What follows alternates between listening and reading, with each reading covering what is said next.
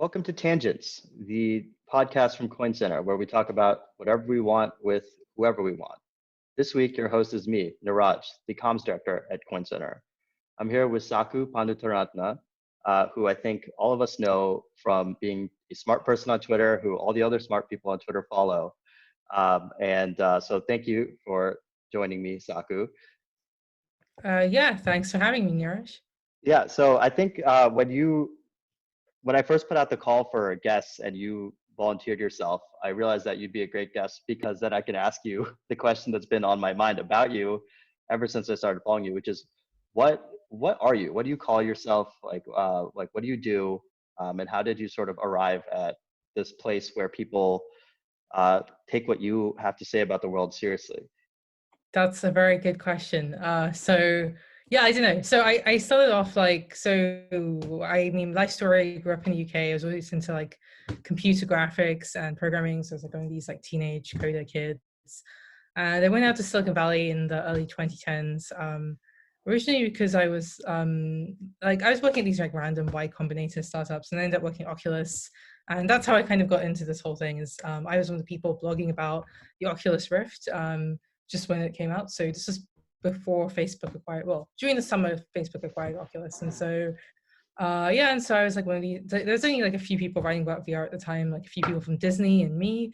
And then gradually, like what I was doing basically escalated. So I started off writing about like what kind of social media sites were going to be popular, and I started writing about VR. And then I ended up working in VC, and then that's when I started writing about what tech trends were going to be popular.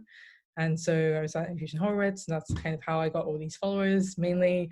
So I was basically writing about like tech trends, and then after the 2016 to 17-ish, like I started writing about kind of the tech economy, and that intersects a lot with politics. So my kind of whole thing was just like, actually tech is good, productivity growth is good for society, and we should have more of it, and I try to keep making that case with like graphs and stuff. And Twitter is great for like posting graphs and that kind of thing. And yeah, that's how and so that was kind of my whole thing, was like productivity growth and tech optimism, and now that's kind of popular. So yeah, that is how I started being an internet person. So that's the story. Internet person. Yeah, the internet person, it's funny. It's like its own category. So tech optimism, you think that it's on the rise right now, or do you feel like it's kind of on the back foot? Well, okay, relative to where we were a while ago, it's on the rise. So like in 2016, like the conventional wisdom was like robots are going to take all jobs, it's going to be terrible, we have to find a way to like regulate technology or something. And it wasn't in the sense, like in the way people talk about regulation today is way different. It's like today it's like, yes, it's accepted that tech is like a pillar of society. We wouldn't be able to survive during COVID without having Amazon deliveries, and the issues we need to deal with are the ones which are about like actual specific concrete problems, which actually can be very real, but it's more like the whole kind of mentality has shifted from, this is a bad thing to this is mostly a good thing with problems. So yeah, that's that. So I think it's a win. Okay, that's good. So like I guess the sort of automation will take all of our jobs, that type of thing. You don't think that it's as widespread of a concern? Well, I think that's definitely ways to think about it. So I definitely think that like that there are things which are a concern. But I also think that I think part of it is there are a lot of bad problems that we misidentify as which are caused by like lack of technology more than so like stuff like there's not many jobs in suburban areas. I would argue that comes from a lack of technology rather than there being too much technology. So and I think I'd probably stick with that. But like really, like I like today, I think like there's like two sides to every issue, and like I wouldn't say that one side is completely mistaken, but like a few years ago, I did think that like one side was mostly mistaken. So yeah, I think it's changed now. What's been striking to you about the way that technology is viewed of late? I guess let's say in the Trump era. Well, look, I actually think that the tech clash is basically over. Like, I think actually what's happened is the conversation's just become a lot more intelligent and sensitive. And so, a few years ago, people were saying stuff like break up big tech, and like, what does that mean? That seems like a little bit like, I don't know, like yeah, it just seems like a negative emotion rather than like an actual proposal. And so I think today people have kind of realized that yes, we need to have economic growth, especially in like cities and suburbs, and for that we need the new economy, new technology. But then also, there are a bunch of things which are like serious problems, and we're going to like focus our effort on those rather than just saying break up big tech. And so, so I don't really write that much about technology anymore because I think people are basically getting it right now. So yeah, like I've kind of moved on to do other things. What other things? So now what I'm doing is I'm writing about how like so I'm writing a newsletter, and that's Yeah, kind which of is excellent, by the way. It's saku.substack.com, I believe. right. It's very good. And so what I'm doing is I'm writing about basically news from a tech optimist perspective. And so by tech optimist, I don't mean that like all tech is great and there are no downsides. I just mean that like if you're a tech optimist, you think that allowing like technology in a new economy is going to give a better result than trying to contain it. And so, that might seem obvious, but like lots of people have been just trying to contain it. So but like my newsletter has like an international perspective. So I'm based in the UK, even though I lived in California for many years. And so I'm writing about like the European politics, what's happening in Asia and the US. And basically just like my kind of thesis is that there needs to be like an environment which allows for technology entrepreneurship. And for that, you have a few preconditions. So one of them is just kind of having a legal environment where that's possible. So one of the things I'm kind of thinking about is like the EU and the EU courts, which allow kind of startups to thrive. Or for example, Indian startups, some of them might choose to incorporate in Singapore because that's like a more stable kind of legal environment. So that's one of the main things I think about is just kind of legal environment and entrepreneurship. And the other thing I'm thinking about right now is basically like M&A and how how much consolidation is allowed. So if you're thinking about a lot of countries have rules saying, oh, you can't be a monopoly, and the rules which they use to decide that are actually quite arbitrary. And in the US, you have something which is like way more clearly defined, which is the consumer harm standard. So one of the things I'm thinking about is like how can we get more countries to adopt the consumer harm standard, and so they can create their own tech companies. And I think it's really important because I think when you have like a tech new economy, it doesn't just change. Um, like I don't think it just makes your country richer. I think it also kind of changes the culture to be more pro free speech and more kind of pro democratic, and like especially for countries in Europe, it'll push them more towards the West and less likely to sympathize with China. So yeah, big stuff. So yeah. I realized that it might be helpful to just get a quick definition of how do you define tech optimism?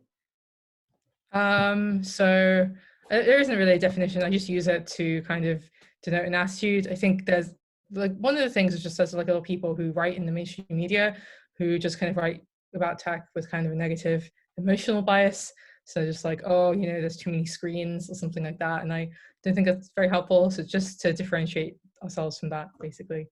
That is, I think, very useful because you're right. It's fairly obvious that a lot of the mind share of sort of people that have traditionally had big platforms, so people in media and so on, are a little bit negative on tech these days, for the most part.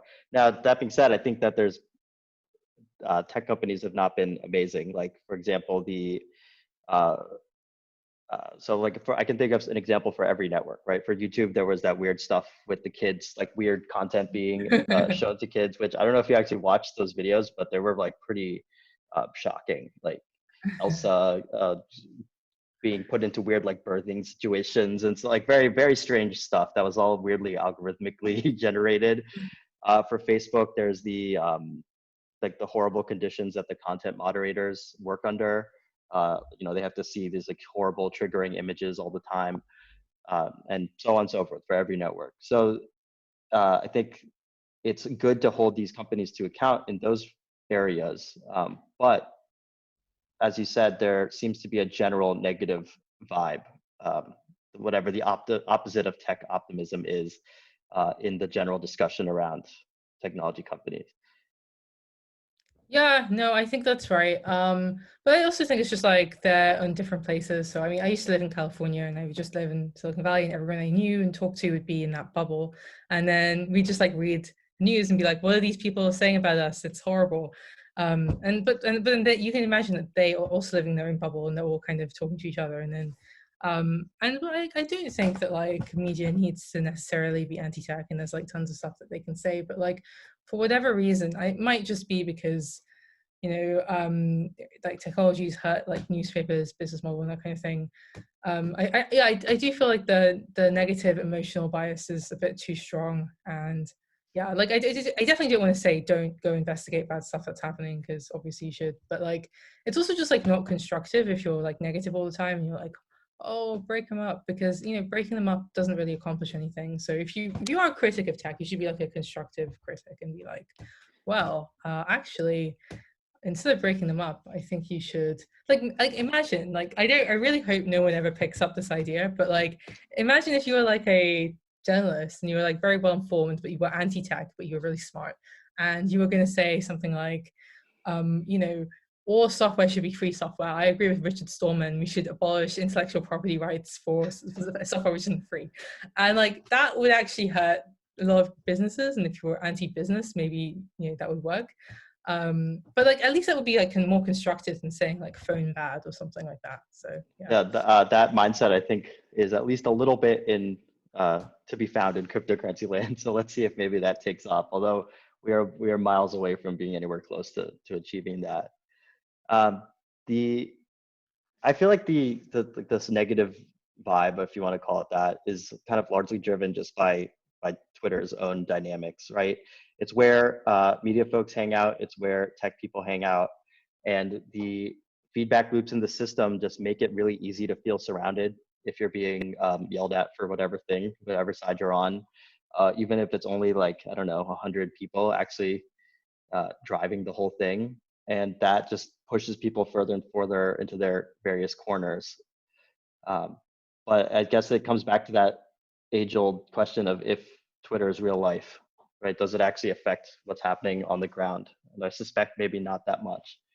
I don't know. I think Twitter is real life. I think Oh, like I think people are always like complaining. Like people say, "Oh, there's so much cancel culture." What they're saying is like Twitter is like changing the culture of the institution in which I live, right? And so yeah, Twitter definitely is real life, which is how I justify spending time on Twitter. But I think that's true, and I also think like I'm not sure that the problems with media and tech and stuff are algorithmic. I think a lot of people in Silicon Valley are like, "Oh well, we just need to tweak the algorithm," and then but I actually think it's more like the media organizations need to change their mind and have a different perspective. Because if you look at like if you like look at Google Trends of like different media organizations like New York Times or The Economist or something, like the ones which we read today, they only became popular after like 1945. So after the kind of post-war consensus was implemented, then one way of thinking became very popular. So these were like ideological partisan newspapers that became newspapers of record because their political ideas became popular. And so I think with media today, like they are partisan, they have a viewpoint. It's just that no one really there's no kind of power structure that thinks that way anymore. So kind of so that's why they are struggling. And so I think if they change their minds, then it would be a bit different. But yeah. so when you say change their minds, do you mean change the viewpoint, try to eliminate having a viewpoint? What does that look like? No, I don't think I mean I think it means like if for example The Economist, which I kind of read as a teenager, I thought, oh, this is so smart or whatever. Hmm. Today I like see people in London just like handing it out for free on the streets, and like that's not an insult to the people who write for The Economist. It's still pretty well written, but I would also say that their perspective it doesn't really have an opinion anymore. So it's not like pro free markets like it used to be, or like pro well maybe it was pro Bush, I don't remember, but like it should just be like pro something. So if it just changed its mind, it was like I'm going to be pro tech companies and pro and like and like it took a very strong perspective and just like went with that. And then the world would catch up and then it would become a very credible newspaper. But I think if you're like wishy-washy and you're just saying like, oh well, all sides, but we try to cover all sides, I think then people won't really come to you because you're not really providing anything, and you cease to be a news organization. Because like even in the days when the New York Times was like the newspaper of record or whatever, like no one would deny that it had a perspective. It was just like that's where you went to figure out what like all the important people thought, right? And so that's why it was newspaper of record. And so I think they've kind of forgotten like how that works or like what they need to do. Yeah, I guess where you go to figure out what all the important people think now is Twitter. Right. And it just so happens that they're at odds quite a bit. Right, but like I think it's also just like the level of like we're not going to stay like I don't think we're going to stay in this state of like conflict forever, right? Because like if you remember 2013 Twitter, it was just people talking about celebrities and like Harambe and just like shit like that. So it's not like people are going to be like, oh, I'm going to cancel you for like the next 10 years. Like I think it lasts 5 years more at most, right? And then after that, it's people are going to stop using Twitter for news and they'll just go to like a next gen media org, and it'll be one of these Substacks which actually has like a clear perspective and Yeah, I wonder if this sort of next generation is going to be as open to sort of policing of behavior, especially things that you did as a kid. Because we're lucky in that the stuff we did as kids is mostly erased from history for the most part. I mean, I'm sure some of it is there, but now kind of every joke that every 13-year-old has made in their entire life is permanently recorded and accessible for the rest of their lives.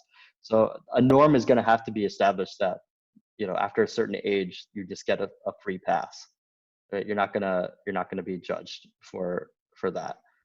So I mean, like basically, I think people are more forgiving these days. If someone has done something, I think I think if like someone like cheats on their wife in the 90s, you have to like resign, right? Or there's like a big kind of scandal about it. Like today, people don't really care because they have kind of seen all the personalities and they kind of know that this person, like we have a track record of them. They might be good, they might be bad, but like we don't just immediately judge them. We have like a more nuanced view, and there's definitely more cases of people being fired for a joke and stuff like that. But like I actually think being cancelled is relatively rare. Yeah. And it's just like the lightning strikes because you hear about it all the time, and so yeah. I don't want to go too far into this like if cancel culture is real or not thing, because it's so like it's kind of like it's almost like a dumb conversation. It's just funny that like now that's what we're arguing about, is whether or not it's even real. I think it's real in like this in a very small number of cases, but it's not like there's cancel squads going out trying to find people. But like people get canceled in real life all the time. Like you hear stories about people getting ostracized at their workplace, or like one of my friends was like, oh, I went to this. Getting canceled is just like part. Like I think it happens a lot IRL, and you just don't see it until social media. Okay, so switching gears a bit, we've been talking a lot about the media and sort of social media. What do you think tech companies can do to foster a tech optimist perspective in the world? Like, what are they missing that has created so much animosity towards them? Okay, so I think there's a few things. So one, I don't think they're creating animosity. I think they are more trusted than any other institution. Like Amazon is like rated above like the similar ratings to like public libraries in the US. And so I don't think that they are really screwing up, but they are companies and they are new companies and they're like very big as well. And so I think there has to be kind of like a debate about are they good or not. And like there's definitely issues with a lot of them. But like overall, I don't think Silicon Valley, if you count like everything Silicon Valley does, not just the very visible consumer stuff, I think Amazon food delivery, VMware servers, like, like all of this kind of infrastructure that is like making people like 2% richer every year. Like, I don't think people want to get rid of that. But I think there are like few like highly visible examples of like consumer kind of media. Like it's almost the stuff like it's mainly like Twitter and Facebook that attract criticism, and that's and that's kind of a separate thing. And like and then I think, but I also think that they're quite well trusted. So yeah, I don't know. Where do you think the disconnect comes from because that's something that I think about a lot. Every now and then there's some consumer trust survey that comes out that puts Amazon at like 99%. Like, everybody completely depends on Amazon. But if you only got your views of Amazon from like political pundits, then you would think that everybody hates them. Why do you think that is? Well, I think so. If you're a political pundit, right, you have a bunch of incentives, which are to kind of say stuff that lets you, well, that kind of fits your worldview and culture. And then I don't know, like, what are the incentives anyway? Like, I don't think the incentive is to like accurately represent the public, although you're supposed to have like, I guess it's supposed to be. I actually don't know why it's so disconnected from what the public think. That is a good question. Like, what do you think? I don't know. I'm completely given into the Amazon world. So and I get sort of, sometimes a friend will scoff at me and make fun of me because I have my Amazon credit card. They'll be like, "Oh my God, you're supporting Jeff Bezos." It's like, I mean, yeah, it Really? works. Yeah, like, I like never heard someone say, "Oh, you're supporting Jeff Bezos," because I don't yeah, really think. it happens much more with Zuckerberg. It's become sort of a fairly regular topic, at least among my friends here, about sort of divesting from Facebook. Like, some people own Facebook shares or something, and they're like, "I'm getting rid of these because I um, believe that Zuckerberg is in league with Trump." That's really what the message is, or at least, if not directly in league with Trump, that there's one sort of set that thinks that there's literally a secret deal between Trump and Zuckerberg to advance both of their interests. And they'll point to something like the TikTok thing for that. It's become a little bit more mainstream to sort of think about these tech billionaires as like actual villains in the world. Elon Musk is one. I had an Elon book on the shelf for the last podcast, and I got made fun of so much that I took it off. Uh, like, it's like, there's a sort of, now more than ever, there's a sort of open dislike of these people. And I think it probably has to do more with the wealth inequality than anything else. Yeah, I think that's probably true. I think like it's less about tech and it's more about like extremely rich people. And like I saw like at the Seattle like Chaz protest, that someone is like saying outside Jeff Bezos' house with a guillotine being like chop. And that doesn't seem to be a comment on Amazon. That's more like a comment on wealth. I guess here in the UK where I'm living, I don't really hear anything like that about Amazon. Like there's basically like even the people who are like like the most they will say here is like Apple should pay its taxes or something, and then Apple was suing someone in the European court. Um, and so I don't really think that this is about tech. I think it's about kind of big companies and capitalism, which is kind of a separate issue. But like even but even with that, like the situation that we're in, we're in a pandemic. There's like 10% unemployment. Like no wonder people are mad. I don't really think that's a criticism of tech. I think it's just the sad times that we live in. So yeah, we're sort of a time of unrest. I think it's only going to get worse. Trying to think of what else we could talk about. Like, I don't know. We just opened up such a wide range of topics. Is there anything that what do people talk about in this podcast? What's some like examples of things people talk about? This is the last. This is my second one, and both times have been about tech versus the media, which I guess is a topic that I'm like, always talking about. It's just like I'm always fascinated by the dynamics of Twitter, right, and how that affects everything else. And in particular, in my world, in the cryptocurrency space, it's like if you're not engaged on Twitter, you basically don't exist.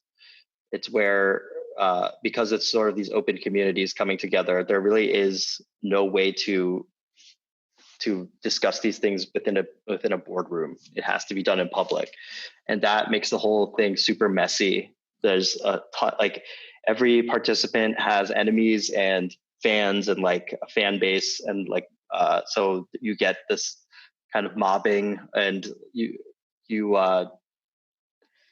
basically can't have like a reasonable conversation because you get this whole peanut gallery yelling in with everything that happens. So it makes for a fascinating kind of wild roller coaster ride, but it's also probably not that productive.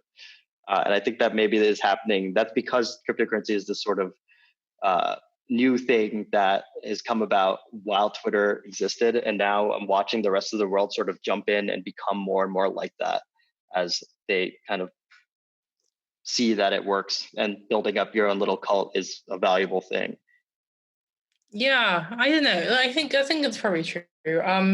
Like what do I think? Like I'm not even sure tech versus the media is actually that important. I mean, I know I did suggest that as a conversation topic, but now I'm like, actually, Yeah, so no. Like I think it was important from like 2015 to 2020 because that was like actual opinion shaping. But now it's like we already have kind of agreed on the main things. Like tech is good. We're not gonna have, but we're probably gonna do something about the environment. Like you know, there's definitely going to be some kind of tension with China. Like all the kind of main kind of ideological issues are kind of settled, and now it's just a case of like being more detailed and executing. And so I think like this is why people are moving from Twitter to Substack is because they want to like write detailed stuff and write detailed plans and not just kind of, just say screw them or like cancel them. Or I think that has like diminishing returns like today because I think most people have made up their mind.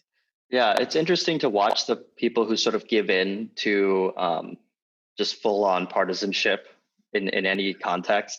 They just pick a team and they just start swinging, and that's a very reliable way to build up a following. And you get the sort of serotonin hits that come with that regularly. But I think that smarter people, or at least people who really are going to try a little bit more to actually affect the world, are going to move to platforms like Substack, or my boss just launched a social network called Club P. I don't know if you saw that. Anonymous image board where you have to pay to be a member is like an experiment. So shout out Club P. Jerry will be happy that I plugged that. But just these places where you can sort of expand on your idea without maybe giving into that cult of personality aspect of something like Twitter. That I think that that's sort of giving me hope for online discourse. Yeah, that's probably true. Twitter, like I don't know, and it's also just like, yeah, I don't know. Like I don't even know what to say about this. What do I think? I mainly think all this stuff is overblown. I think it's really like the political instability is driving the social media rather than the other way around. Is kind of my perspective.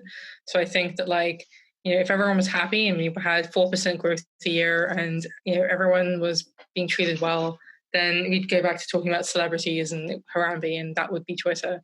But I think because things are actually bad, that's why people are angry, and Twitter kind of gives them a recourse, and then it can get people fired. And so because people are angry and there is Twitter, institutions get reshaped in the form of Twitter. And that's probably going to continue until people stop being angry. So I give that like 5 to 10 years more of this until we actually reshape the whole world. But like max, but it might just be 2 or 3 years, maybe. Okay, well, so speaking of Optimist, 2 or 3 years. Okay, one last thing I wanted to ask you about for years now is what is Gigawar? You do hashtag Gigawar a lot. So I Gigawar haven't was done that this so often. thing. So like basically what happened, me and my friend, 1 week before Brexit, so this was in the UK, we had this bet, and I made a bet with him that by the end of 2017, a G8 country will go to war with a country with GDP higher than Portugal. And like, this is just like a stupid bet because I basically said something like, oh, I bet Brexit is going to win and it's going to be a shit show. This is like 2016. And then he's like, no, it's not going to happen. And I said, yes, there, like shit is hitting the fan. I'm going to make this bet with you. There's going to be a Gigawar. And he's like, define Gigawar. And that was our definition. And I bet him like £100. And so it was like, it was quite stupid of me. I lost a lot of money. But like, I think it was directionally correct, being like June 2016. Yeah, shit did start hitting the fan after that. So yeah, So I mean that is you didn't Gigawar. bet on Brexit. You bet on Brexit and the UK going to war with a country bigger than Portugal. Not the UK, G8 country. So G8 country. It could have been like South China Sea. It could have been like, yeah. Yeah, unfortunately, I think you are directionally correct. So, yeah, you might have been just a bit early to that. Well, Saku, thank you so much for joining me on Tangents. It was really nice to finally actually talk to you face to face, and I'll see you online. Yeah, for sure. All right. Thanks. And to all listeners, definitely subscribe to Saku's newsletter, saku.substack.com. It's very good. All right. Cool. All right. Goodbye. Thanks. Hey.